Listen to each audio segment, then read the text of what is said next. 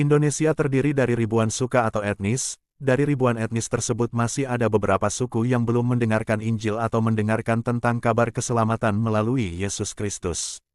Salah satunya adalah suku Polahi. Sebelum kita tahu lebih banyak tentang suku Polahi, terlebih dahulu subscribe channel ini agar kamu terus mendapatkan berita kekristenan yang sedang viral. Suku Polahi adalah kelompok etnis terasing yang mendiami hutan pedalaman Gorontalo. Menurut cerita yang beredar di masyarakat, Polahi adalah masyarakat pelarian zaman dahulu yang melakukan eksodus ke hutan karena takut dan tidak mau dijajah oleh Belanda sehingga menjadikan mereka sebagai suku terasing sampai dengan saat ini. Suku ini mengasingkan diri sekitar abad ke-17 dan kini hidup di pedalaman hutan daerah Boliohuto, Paguyaman, dan Suwawa, Provinsi Gorontalo. Polahi berasal dari kata lahi-lahi yang artinya pelarian atau sedang dalam pelarian.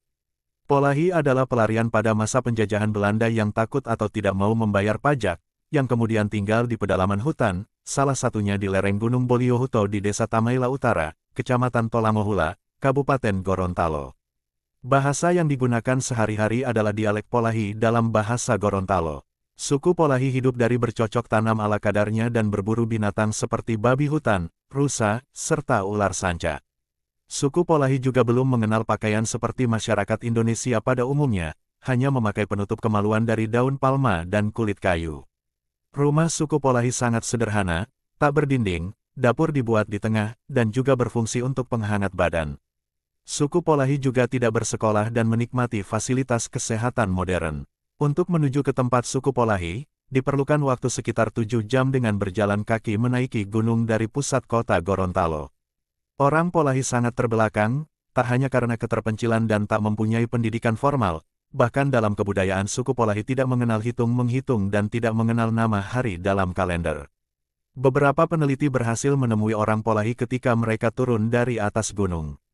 Angka maksimum yang dapat dihitung adalah 4. Selebihnya adalah banyak. Sebelumnya, orang Polahi hanya mengenal 2 angka bilangan saja, yakni 1 hingga 4 dan banyak. Soal kepercayaan orang Polahi mengenal 3 Tuhan dalam kepercayaannya. Ketiga Tuhan ini adalah Pulo Huta, Lati, dan Lausala. Pulo Huta digambarkan sebagai sosok yang hidup serta memiliki kuasa atas tanah. Konsepnya berasal dari nenek moyang. Pulo Huta adalah sepasang suami istri. Bila masyarakat Polahi hendak membuka lahan di hutan, maka mereka akan meminta izin dahulu kepada Pulo Huta. Lati digambarkan sebagai sosok makhluk hidup yang menghuni pohon-pohon besar serta di air terjun.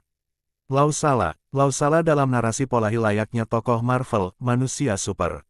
Tokoh antagonis yang digambarkan sebagai sosok yang haus minum darah. Nah, yang paling membangunkan dari suku Polahi adalah pernikahan sedarah.